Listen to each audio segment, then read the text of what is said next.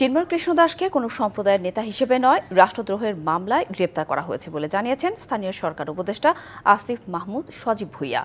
সকালে রংপুরের পীরগাছার পাউটানের স্বল্প আয়ের মানুষের মাঝে শীতবস্ত্র বিতরণ শেষে এসব কথা জানান। বলেন, দেশের স্বাধীনতা, সার্বভৌমত্ব ও রাষ্ট্রের বিরুদ্ধে কোনো ষড়যন্ত্র সহ্য করা হবে না।